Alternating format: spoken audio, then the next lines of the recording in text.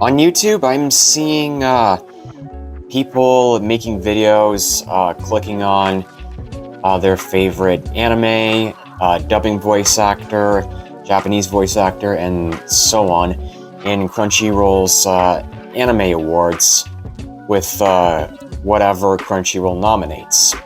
Apparently, you can also vote for Best Romance, Best Drama, Best Fantasy, that kind of thing. And lots of YouTubers have filmed themselves clicking on who they're voting for and who they want to win. But there's one important thing that a lot of you guys need to know. It's clickbait. It's clickbait. It's clickbait. Crunchyroll's Anime Awards voting is clickbait. How do I know that? You remember that YouTuber, Otaku Spirit, in my previous 2 videos that I showed? All the streaming content that's on Funimation's platform has to move to Crunchyroll. And the unfortunate thing that we were seeing that I covered in my last video is a lot of that content, even though they had options for both uncut and cut, meaning censored or uncensored, the censored version were coming over, but not the uncensored version. So it was creating a lot of controversy. It was a lot of fears. This is not just naughty stuff. We're talking violence as well. Violence was getting censored. So you had things like Akudama Drive. They were getting the censored version, so the violence was censored. And yes, technically all the nudity and stuff from things like 7 Mortal Sins and stuff was censored as well. There was no happy ending to that video. I was very upset at the idea and I didn't know why. There was no answers. Obviously Crunchyroll's not answering why they're only moving the censored stuff, and it was creating a lot of controversy.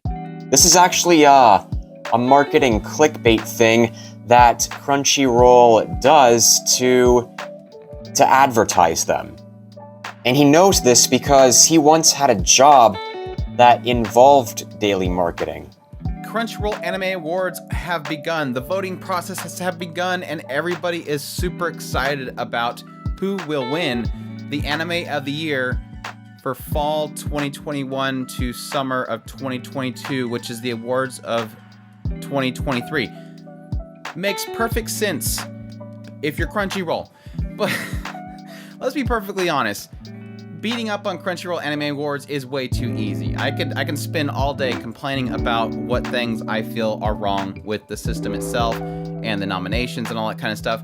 But honestly, I think most people don't really care. In the end, the Anime Awards have always been a popularity contest. The big anime that have millions and millions and millions of users will win over the show that 20 people watched, like me. But honestly, one thing has been kind of weighing on my heart, and I really do want to bring it to the public's attention. The one thing that I think overall is the biggest stain that I hope one day Crunchyroll will resolve, which honestly, as I get into this, you're probably gonna figure out that no, it's never gonna fix, and it's never gonna go away. I've talked about this a couple times on my live streams, and I kind of wanted to make a video where I kind of hone in on this particular subject and really properly explain it. The Crunchyroll Anime Awards voting process and how much it completely negates a legitimate voting process, all in favor of creating a self-importance of Crunchyroll and the marketing of their brand. Honestly, when the Crunchyroll Anime Awards first began, I felt it was a great thing, a way to celebrate anime, and so I supported it,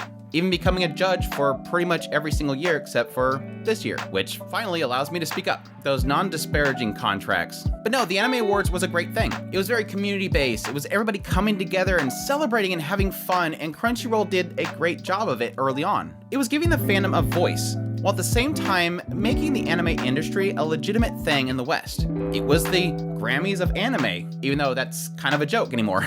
However, over time, I realized one key important thing. Crunchyroll doesn't care about the voting process. It doesn't care about your voice being heard. And yes, your vote doesn't matter at all. Crunchyroll matters. Now you might be asking, why do I say that? If you look at the voting process, you'll see exactly why. Daily voting and the recent inclusion of Twitter voting. With the daily voting aspect, it's a marketing play. It's to get users invested in a win. It's basically, and yes, stick with me here, this is a legitimate thing, it's marketing brainwashing. In one of my previous jobs, I used to work alongside marketing people pretty much on a daily basis. And in that time, I learned about how marketing people think. One side of marketing is to get your name out there and people to see it. But that doesn't sell things. Because typically when people see that, They don't need it. The idea is to get it stuck in your head so much that when you finally need it, you'll think of it.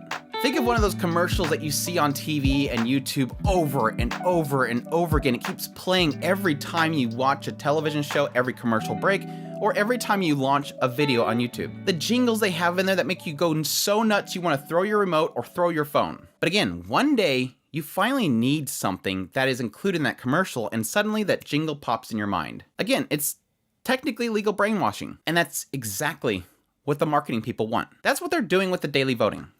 Every day you go there, you vote. And the next day you go, crap, I gotta go again. And they go and they vote. People even set reminders, alarms, so they remember, oh yeah, it's time to go vote again. They go and they vote because they want their show to win. It's not enough that your vote counts as 15 votes. They want you to come back daily so that it gets stuck in your mind. And thus you get invested. And then once you get invested, you want to tell other people so that you make sure that your time invested isn't for naught. You get your friends involved and everybody jumps there and they start voting as well and they get involved and they do the repetition as well. It's all to create this brand recognition. Crunchyroll's website. I gotta go to Crunchyroll's website. Crunchyroll, they're the anime awards. And at that point, you become an advertiser for Crunchyroll. You're advertising, you're telling your friends to come. What happened with Yuri on Ice? Now granted, I liked Yuri on Ice. It was a fine show. But what happened during the anime wars when Yuri on Ice was involved? You had people going to non-anime groups telling people to come vote for Yuri on Ice because it was culturally important. People had an investment for the subject matter of Yuri on Ice and they wanted it to win. So people were going to non-anime fans and saying, I know you don't watch anime, but go over here and vote for this. And guess what? Now they know what Crunchyroll is. Now they know what anime is. Putting the controversy of that aside, it's not that important. It wasn't that big of a deal, I think, in the end. It was creating brand recognition. But things got worse when they introduced Twitter voting. If this isn't a marketing ploy, I don't know what is. The idea is that you can now go on Twitter and vote daily as well.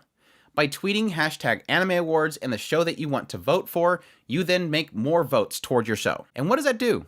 It doesn't take a rocket scientist to know what this is doing. It's getting anime awards trending on Twitter daily. It's a give and take that Crunchyroll wins in the end. You get to vote twice daily, and Crunchyroll gets free advertising. Anime awards beyond the first announcement and the first point that the voting process starts isn't important enough to be trending on Twitter daily. But it will now, because they're creating this hype that's fabricated. And the fans that want their show to win is allowing it to happen. Again, Crunchyroll doesn't care about the votes. Crunchyroll doesn't care about registering what you're voting for. They don't care about your voice. The end game is to market their brand because their focus is to see that trending and thus everybody goes, what's anime awards? Oh, Crunchyroll? What's Crunchyroll? Oh, interesting. I guess I'll sub. In the end, Crunchyroll wins. And your vote doesn't matter. And Crunchyroll probably knows that. The big shows that have more viewers is going to win in the end. No matter what, unless the weight towards the judge just pushes it another direction. In the end, your vote doesn't matter. It never has. What matters in the end is that Crunchyroll gets eyeballs. And it should be evident in the idea that everything I just explained, what's the end game? It's not to get your vote. It's to get you to advertise for them. It's sales. It's subscriptions. And in the end, patting their own backs. Yeah.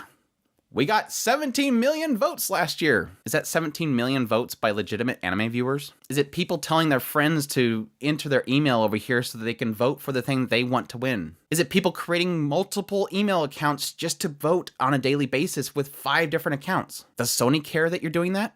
No, because in the end, who cares? And like I said, it's a sad thing because now I don't even care. And I don't think anybody should care. During my recent live stream where we were going over the nominations for this year's Crunchyroll Anime Awards, I quickly realized as we went through r/anime and anime trending, the results on those sites were so much more exciting. It wasn't just the popular stuff. It was what the fans actually like. Because they were based on metrics. They're based on the fandom itself. Well, yes, they're not flawless, but at least the results seem like they were shows that most people that I've seen were excited about. Not just a few shows that a writer for Vice seen on their Twitter feed at some point. Vice, a company that was banned from Japan. And that's not to say all the judges are bad. I've said this before. There's a lot of people in the judges list that I respect. But there's always been a problem with Crunchyroll's system. and I don't think it's ever going to fix. And the reason why I say it's never going to fix is because this system they've created was created by their marketing system. And marketing's all about making money. So any idea of fixing something that makes them more money is completely off the table. But just something for you all to think about next time you go to vote for the Crunchyroll Anime Awards. I'm at a complete loss for words right now around this merge between Funimation and Crunchyroll. From the research I've done, there seems to be 3 issues on the list so far. First, some people are voicing concerns about having only access to the censored version of Funimation's copies, which are being brought to Crunchyroll, instead of the uncensored, uncut versions. Then they find another voice actor to replace Kyle McCarley as Mob in Mob Psycho 100. On top of that, Crunchyroll doesn't want anything to do with SAG-AFTRA union voice actors. They don't want anything to do with union dubs either. And other voice actors like Jun Yoon and Kai Jordan are backing up what Kyle has been saying. Now Crunchyroll is clickbaiting anime viewers into voting for the genre they like or the actors that they want to see win. And since it's daily voting on their Crunchyroll site and Twitter voting, chances are they're just baiting you into marketing them. And now the actors are promoting themselves as well. Are promoting themselves through Crunchyroll, and they are promoting Crunchyroll themselves too. Look, it sucks that I have to be so negative like this, and you know, it's, as an actor, I'm sure it's nice to be nominated into possibly winning an award. But according to Otaku Spirit here, all they care about is just marketing their brands. And people are allowing them to win. The only way to tell Crunchyroll to stop, I've been saying this multiple times, is to cancel your Crunchyroll subscription and send them an email about why you did that. You want them to stop clickbaiting you. You want them to stop clickbaiting their viewers and voice actors who, market themselves through these so-called, quote, nominations, unquote. And the reason why I'm making this video, backing up Otaku Spirit here, is because nobody else is addressing this issue.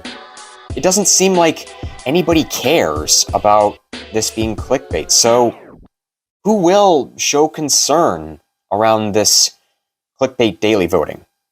Who else is going to back up what other people have been saying around this?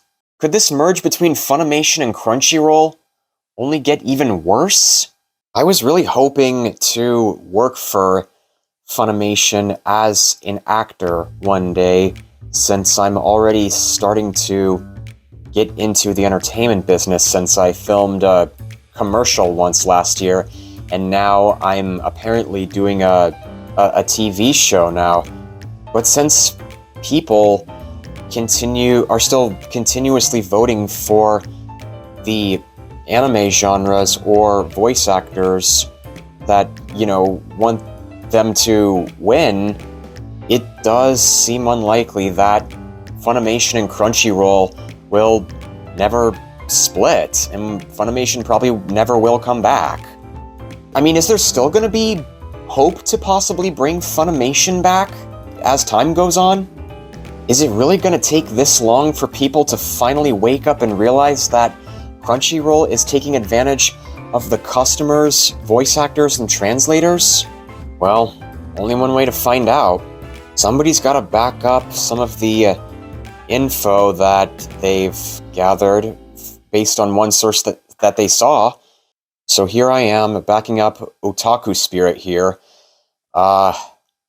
telling viewers what's likely going on behind all this anime award voting. But with all these people allowing Crunchyroll to take advantage of them, I don't really know how long it's going to take I don't know if people really will wake up, or at least think about it.